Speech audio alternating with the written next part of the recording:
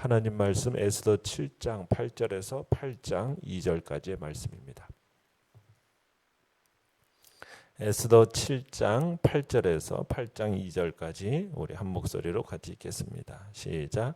왕이 후원으로부터 잔치자리에 돌아오니 하만이 에스더가 앉은 걸상 위에 엎드렸거늘 왕이 이르되 저가 궁중대 앞에서 왕후를 강간까지 하고자 하는가 하니 이 말이 왕의 입에서 나오매 무리가 하만의 얼굴을 싸더라. 왕을 모신 내시 중에 하르보나가 왕에게 아뢰되 왕을 위하여 충성된 말로 고발한 모르드게를 달고자 하여 하만이 높이가 50규빗 되는 나무를 준비하였는데 이제 그 나무가 하만의 집에 섰나이다. 왕이 이르되 하만을 그 나무에 달라 하매 모르드게를 매달려고 한 나무에 하만을 다니 왕의 노가 그치니라. 그날 아하수에로 왕이 유다인의 대적 하만의 집을 왕후 에스더에게 주니라. 에스더가 모르드게는 자기에게 어떻게 관계됨을 왕께 아뢰었으므로 모르드게가 왕 앞에 나오니 왕이 하만에게서 거둔 반지를 빼어 모르드게에게 준지라. 에스더가 모르드게에게 하만의 집을 관리하게 하니라. 아멘. 오늘 말씀의 제목은 악인의 멸망, 의인의 구원이라는 제목으로 말씀을 나눕니다. 어제 말씀에서 에스더의 말로 인하여서 아하수에로 왕은 화를 참을 수 없어서 자리를 박차고 후원뜰로 나가버렸죠. 아하수에로 왕은 분을 사기로 뜰에 나간 겁니다. 하만은 왕이 이 일로 인해서 지금 매우 화가 났고 그가 자신을 벌할 것이라는 것을 직감하게 됩니다. 그래서 분별력을 잃은 하만이 바들바들 떨면서 엉금엉금 기어가 왕후 에스더의 의자에 얼굴을 파묻고 한 번만 살려달라고 애원을 하게 되죠. 왕이 자리를 박차고 왕궁 뜰로 간 지 얼마나 되었을까요? 이윽고 밖으로 나갔던 왕이 돌아왔습니다.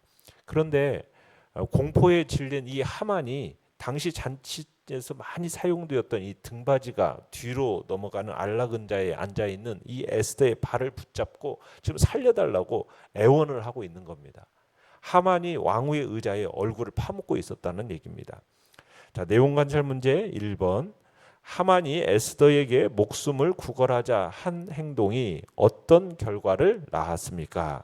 8절에 보시면은 아하수에로가 뭐라고 얘기를 하냐면 저가 궁중대 앞에서 왕후를 강간까지 하고자 하는가? 왕은 하만의 이 같은 모습을 왕비를 강간하려 한다라고 간주해 버립니다. 물론 하만은 전혀 그런 생각을 품지 않았죠. 그런데 바사법에 의하면은 주변에 사람들이 있다 할지라도 왕 외에는 왕비와 최소한 7걸음 정도의 거리를 유지해야 됐습니다. 또 당시에는 왕이 아닌 그 누구도 왕비와 궁녀들과 홀로 있어서는 안 되었습니다. 이건 법이 금한 일이었어요. 그러니까 상황이 어떻든 간에 하만은 이미 그 자리를 떠났어야 되었다는 얘기입니다. 에스더와 함께 있어서는 안 되었다는 얘기예요. 설령 주변에 보는 눈이 있어도 이 하만은 에스더와 같이 있으면 안 되었어요. 그런데 그가 여전히 그 자리에 남아 있었으니까 왕이 더 화가 날 수밖에 없었죠. 또한 왕이 자기 편할 대로 또한 이렇게 해석을 하면서 죄를 하만에게 지금 뒤집어 씌우는 겁니다. 왜냐하면 이렇게 해야만이 아하수에로 왕은 이 모든 것이 하만의 강교한 음모였다라는 것을 이렇게 하면서 많은 이슈들을 해결해 버릴 수가 있는 겁니다. 그래서 지금 이렇게 이제 하만에게 모든 죄를 뒤집어 씌우는 거예요. 사실 하만은 유대인들을 죽이라는 이 조서를 꾸민 것에 대해서 하만이 이렇게 한 것에 대해서 왕이 벌할 수가 없어요. 왜요? 아하수에로 자신이 반지를 빼내가지고 그 조서를 꾸미도록 했거든요. 어떻게 보면 왕도 이 일에 대해서 간접적으로 가담한 것이나 다름이 없는 겁니다. 반면에 이 하만을 죽이면 어떻게 됩니까? 이 모든 문제가 해결이 되는 거예요. 쉽게 해결이 되는 거예요. 더 나아가서 지금 하만이 왕에게 낸 돈이 있죠. 왕이 하만에게로부터 받은 은 1만 달란트를 하만이 죽으면 돌려주지 않아도 됩니다. 그러니까 죄를 뒤집어 쓰워서 하만을 처형시키는 것이 매력적인 대안이었다는 얘기죠. 자, 그런 식으로 해서 지금 왕이 지금 하만의 이 죄를 뒤집어 씌워가는 그런 과정 속에 있는 겁니다. 이렇게 이제 왕비를 강간하려 하는가 이 말이 떨어짐과 함께 왕의 호위병들이 다가와 가지고 하만의 얼굴을 천으로 쌉니다. 이런 행동은 하만이 얼굴을 드러내고 다닐 수 없는 수치를 지금 당하고 있다라는 것을 상징하고 있는 거죠. 자, 내용 관찰 문제 2번을 보시면 결국 하만은 어떻게 되며 모르드게는 어떻게 됩니까? 자, 9절에 보시면 내시 하르보나가 하만이 모르드게를 처형하기 위해서 자기 집에 50규빗이나 되는 큰 장대를 세워놓은 사실을 왕에게 알려줍니다. 근데 이 하르보나의 말이 왕을 더 자극했을 거예요. 왜냐하면 왕이 바로 이날 아침에 5년 전 모르드게가 세운 공을 높이 치하하면서 그를 존귀하게 높이지 않았습니까? 자, 그런 이 모르드게를 하만이 죽이려고 했다. 이건 굉장히 기가 막힌 일이에요. 왕이 높인 사람을 죽이려고 하는 이 같은 행위는 매우 위험한 짓이란 얘기입니다. 반역에 해당할 수도 있다는 얘기예요. 그러니까 이 하르보나의 증언은 아수에로로 하여금 한결 더 편안한 마음으로 하만을 처형하도록 하는 길을 열어주게 된 거죠. 왕은 하만이 모르드게를 죽이기 위해서 세워둔 이 장대에다가 하만을 달아서 처형하라 명령을 내립니다. 자, 이렇게 해서 하만이 죽게 되고 이 하만의 죽음은 에스더서에서 어떻게 보면 하만이 유다인들을 상대로 진행해왔던 이 일들을 모두 반전시킵니다. 그러니까 하만은 결국 자기가 판 구덩이에 자기가 빠진 꼴이 되어버렸고 자기가 세운 장대에 매달려서 죽게 됩니다. 자, 그러면서 8장 1절에 보면 왕은 그가 처형한 하만의 모든 재산을 누구에게 주고 있습니까? 에스더에게 주고 있습니다. 그러니까 왕이 하만의 재산을 에스더에게 줄 수 있는 이유는 뭐냐면 바사법에 의하면 처형당한 범죄자의 재산은 누구 것이 되냐면 왕의 것이 되는 거예요.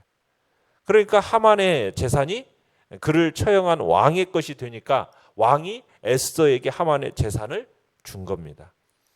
그리고 하만이 어떻게 보면 유대인들을 제거하는 비용으로 왕에게 바친 이 은 1만 달란트, 이 1만 달란트가 있다라는 걸 보면 하만의 재력이 어느 정도인지를 우리가 알 수 있는 거죠. 굉장한 대단한 재력가였다라는 것을 우리가 보게 됩니다. 그러니까 왕으로부터 하만의 재산을 이렇게 하사받은 에스더는 엄청난 규모의 재산을 얻게 된 겁니다. 그러니까 어떻게 보면 에스더는 아수에로 왕이 제국의 반이라도 주겠다라는 그 약속대로 제국의 반 이상을 받았다고 할 수가 있는 겁니다. 참 반전하시는 하나님의 그 역사를 우리가 보는 거죠. 자, 에스더는 또 왕에게 자신이 유대인이라는 사실을 이제 고백하게 됩니다.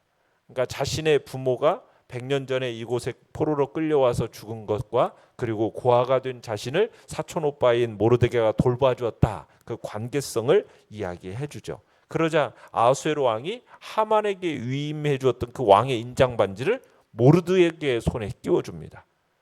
모르드게의 입장에서 반지는 왕이 그에게 줄 수 있는 최고의 신임을 상징하는 거예요. 그러니까 왕의 반지를 받아든 모르드게는 어느덧 이제 왕이 가장 신임하는 그 사람이 된 겁니다. 모르드게와 하만의 위치가 바뀐 거죠. 모르드게가 총리가 됩니다. 그리고 하만의 식솔들 또 재산, 권력 모든 것을 에스더에게 맡기고 그리고 에스더는 그 처리를 누구에게 또 맡깁니까? 모르드게에게 맡깁니다.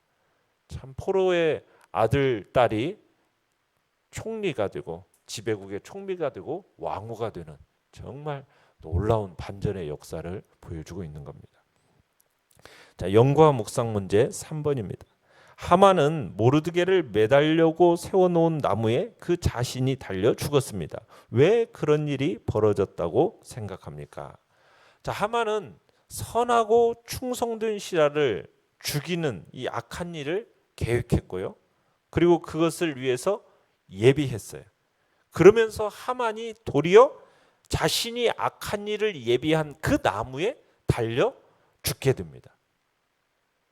그러니까 악한 일을 예비하면은 오히려 그 악한 일에 예비된 그것이 자기에게로 되돌아오는 겁니다. 그리고 또 하만은 자기의 목숨을 구걸하기 위해서 엎드렸지만 응답받지 못해요. 그러니까 악인의 기도에 대해서 하나님은 응답하지 않으십니다.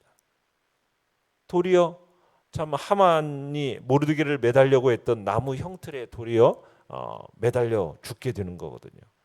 목숨을 구하려고 에스더에게 매달렸지만 그 최후의 노력이라는 것이 도리어 자신을 죽음으로 몰고 가는 치명적인 결과를 낳게 되는 거예요. 그러니까 하나님의 심판 앞에서는요, 인간의 어떤 노력도 소용이 없는 겁니다. 살려고 발버둥을 치지만 결국 마지막에는 하나님의 심판대 앞에서는 그 노력이라는 것이 아무런 가치도 없이 결국에는 무산되고 마는 그런 꼴을 우리가 보게 되는 거죠. 자, 느낀 점 4번입니다. 승승장구하던 하만이 결국 비참하게 죽고 대신 모르드게가 왕에게 인정받는 것을 볼 때 어떤 느낌이 듭니까? 자, 우리는 악인의 형통을 부러워하기보다는 그들의 종말을 되새겨야 함을 느끼게 됩니다. 마지막 날에 악인은 패합니다. 그리고 의인은 승리한다는 사실을 우리가 깨닫게 됩니다. 악한 하만에 대한 심판의 날이 모르드게에게는 영광의 날이 되는 거죠. 어떻게 보면 불과 하루 전까지만 해도요, 이런 날이 이를 거라고 누가 생각이나 했겠습니까? 그죠? 바사 제국의 2인자 하만, 이 그 권세라는 것이 하늘을 찌를 듯하는 거예요. 반면 모르드게는 죽음의 그림자가 문 밖에 지금 드리워 있는 겁니다. 그런데 하만의 악함이 딱 드러나는 순간 하만은 심판을 당하고 모르드게는 그 의로움이 드러나 생명을 얻는, 그래서 총리가 되는 그런 영광까지 얻게 되는 거죠. 하나님의 심판의 날, 그날이 반드시 있고요. 그날은 악인에게는 수치와 멸망의 날이 되지만은 의인에게는 영광과 영원한 생명의 날이 된다는 겁니다. 우리는 이 세상을 살아가면서 많은 시련과 억울한 일을 당할 수밖에 없습니다. 왜냐하면 이 세상이라는 것이 사탄이 권세, 공중 권세를 잡고 있어서 사탄에게 속한 자들이 특세하고 있기 때문에 그런 일들이 일어나게 되어 있어요. 그런데 그런 일은 영원하게 계속될까요? 아닙니다. 우리 눈으로 보면 불의한 자들이 막 특세하고 의인들이 막 고난을 당하는 일들이 영원히 계속될 것 같지만 아닙니다. 그렇지가 않아요. 성경은 아주 분명하게 이야기하고 있는 거죠. 이 세상에는 하나님의 분명한 심판의 날이 있다라는 거예요.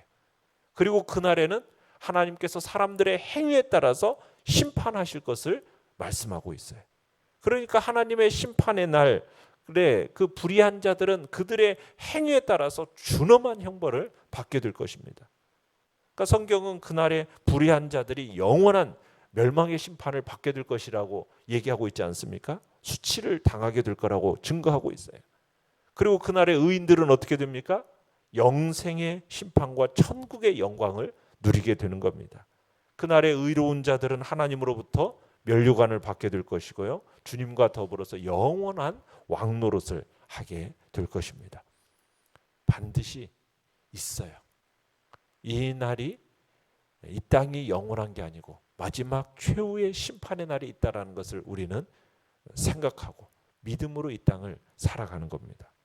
결단과 적용 5번을 보시면 하나님을 경외하지 않고 제멋대로 사는 사람이 잘 되는 것을 보며 부러워한 적은 없습니까? 억울한 일을 당할 때나 오해를 받을 때 하나님을 열심히 섬기지만 일이 잘 풀리지 않는 것처럼 보일 때 나는 어떤 태도를 가져야 하겠습니까? 여러분, 어떤 순간에도요, 흔들리지 않는 믿음으로 나아가겠다는 그런 태도를 가져야 할 것입니다. 하나님의 심판의 날에 이르면 의인과 악인은 이 세상에서와는 전혀 다른 상황을 맞이하게 될 겁니다. 세상에서 영광을 누리던 악인들은 수치를 당하게 될 것이고 세상에서 고난을 당하던 성도들은 영광을 얻게 될 것입니다. 바로 여기에 우리 성도들의 소망이 있는 거죠. 만약 하나님의 심판의 날이 이르지 않는다, 이 세상이 영원히 계속된다, 여러분 그럼 우리 성도들에게 무슨 희망이 있겠어요? 그죠? 그러나 이 부조리한 이 세상은 영원히 계속되는 것이 아니라 끝이 있어요. 그러니까 우리 성도들에게는 소망이 있는 것입니다. 하나님의 심판의 날이 반드시 있으니까 우리는 힘들고 어렵지만 우리는 믿음을 지켜내면서 선을 쫓아가는 것입니다. 믿음을 지키며 의를 행하는 것이 우리가 어렵다 할지라도 뭐가 반드시 도래한다라는 거예요? 하나님의 심판의 날은 반드시 도래한다. 우리는 이 사실을 믿고서는 더욱 의를 행하기에 힘쓰시기 바랍니다. 심판날에 우리에게 주어질 영광이 있습니다. 악인에게 주어질 수치와 멸망을 바라보면서 우리는 믿음에서 흔들리지 말고 더욱 믿음으로 전진하는 복된 자리에 있으시기를 간절히 축원합니다. 오늘의 기도 같이 읽겠습니다. 시작. 멸망당할 악인의 길을 좇지 않으며 오직 여호와를 앙망하는 복된 자가 되게 하소서. 아멘. 말씀을 생각하면서 기도하시고요. 연약한 우리의 지체들을 위해서 기도해 주시며 코로나 상황 속에서 백신 수급과 또 집단 면역을 통해 또 우리가 하나님 앞에 함께 모이며 예배드리며 또 교제할 수 있는 날이 속히 올 수 있도록 주여 세 번 부르짖며 나아갑니다.